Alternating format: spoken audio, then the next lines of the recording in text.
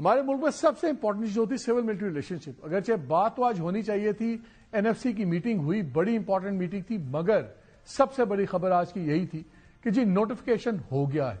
اور ابھی ہمیں تھوڑی دیر پہلے آ گیا, پریزیڈنٹ صاحب نے بھی اسینٹ اپنا شو کر دیا, سمری گئی ہے شام کو پرائم منسٹر کی, اور اب وہ فارملائز ہو گیا ہے جو آرمی چیف کی appointment as chief of defence forces. یہ بڑے دنوں سے یہ معاملہ چل رہا تھا جی کیا ہے کیا نہیں, پھر بڑی اس پہ بات چیت شروع ہو گئی کہ جی شاید کوئی سپلٹ ہے, نواز شریف صاحب چاہتے ہیں کوئی خاص بندے کو وائس چیف لگانا ہے, 2-3 اور اپوائنٹمنٹس لگانی, اور اب یہ 1 پیج جو ہے بڑے خطرے میں ہے.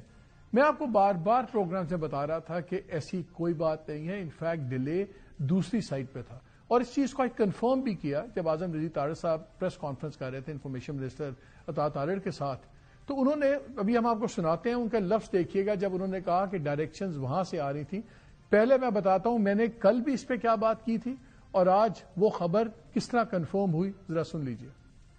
خبر تو یہ ہے کہ کوئی مسئلہ نہیں ہے. یہ ڈیلے سویلین سائٹ سے نہیں ہے, دوسری سائٹ سے ہے. اس میں کچھ چینجز ورڈنگ کا ہے, چیزیں وہ ہوں گی. آرمی کے اسٹرکچر میں ہمیں چینجز نظر آئیں گی. کچھ ایکسپیکٹڈ پروموشنز تھیں, شاید وہ اب نہ ہو. کچھ اپوائنٹمنٹس تھیں, شاید اب وہ چینج ہو جائیں. تو میرا خیال ہے کیونکہ جب نوٹیفیکیشن ہوگا تو پھر اس کے بعد آپ کا اسٹریٹجک کمانڈ کا بھی ہیڈ انہوں نے لگانا ہے, اور چیزیں بھی ہونی ہے. ابھی کورس کی بھی اپوائنٹمنٹس آ رہی ہیں. سو آئی تھنک ایک larger with in the army structure کے اوپر کام ہو رہا ہے, اور اس کی وجہ سے ڈیلے ہے. اب انہوں نے بیک وقت اپوائنٹ ہونا ہے چیف آف ڈیفنس فورسز. وہ ظاہر ہے کہ اس کے لیے آپ کو آرگینوگرام اندر بنانا ہوتا ہے. منسٹری آف ڈیفنس اس پہ کام کر رہی. کل بھی انہوں نے کچھ ہدایات جو ہیں وہ شیئر کی ہیں وزیر اعظم ہاؤس سے, جو ایک انفارمل ڈسکشن ہوتی ہے. وہ ساری چیزیں مکمل ہو چکی ہیں. آپ کو پتا چل جائے گا, پروسیس میں ہیں چیزیں, اور یہ کسی بھی لمحے یہ نوٹیفیکیشن یا جو نیسسری اسٹیپس ہیں یا جو اس کا طریقہ کار ہے وہ آپ کے سامنے آ جائے گا. پرائم منسٹر ہاؤس سے انہوں نے شیئر کی ہیں کچھ ہدایات وغیرہ, یعنی کہ اس سائٹ پہ چیزیں ہو رہی تھیں اور اس کی وجہ سے ڈیلے تھا. پھر دوسری طرف کیا ہوا, آج عظما خان پہ بھی پابندی لگ گئی ہے. اب گورنمنٹ نے کہا ہے کہ کوئی بھی فیملی ممبر, تینوں بہنوں میں سے کوئی نہیں مل سکتا خان صاحب پہ, کیونکہ وہ سیاست کر رہی ہیں. جو پالیٹیشنز ہیں ان پہ پہلے ہی بین ہے. لائرز ہیں ان کا بھی کنڈیشنل ہے کہ ان کی بھی کافی پرابلم چل رہی ہے, لیکن یہ ہے کہ اگر کوئی بیان دیں گے سیاسی پھر وہ بھی بین لگ جائے گا. اب ایک کلیئر جو جمود تھا بہت زیادہ سخت ہو گیا ہے, خاص طور پہ کل کا جو ٹویٹ آیا خان صاحب کا.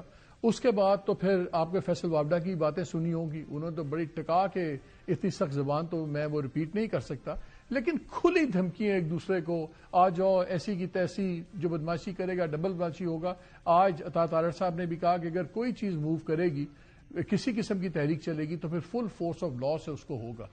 اب دیکھنا یہ ہے دونوں سائڈز بیٹل ڈرون چیزیں, لائنز ڈرون ہیں. اب کیا آپشنز ہیں پی ٹی آئی کے پاس, اور کیا حالات بدلیں گے یا نہیں بدلیں گے؟ بیکاز گورنمنٹ کمفرٹیبل ہے, اسٹیبلشمنٹ کمفرٹیبل ہے, انٹرنیشنل پریشر کوئی نہیں ہے, domestic pressure P T I بھی نہیں بنا سکی. کیا کوئی وے آؤٹ ہے ان کو ڈس انگیج کرنے کا؟ یہ سوال کا ہم جواب بھی لیں گے, اور یہ بھی کہ کیا پی ٹی آئی کی پالیٹکس ان کا صرف سوشل میڈیا سیل اپ ڈیسائیڈ کرے گا, کیونکہ وہ بھی ایک بہت بڑی پرابلم ہے. ابھی ہم نے دیکھا بہت سے ایم این ایز غدار بھی قرار دے دیے گئے.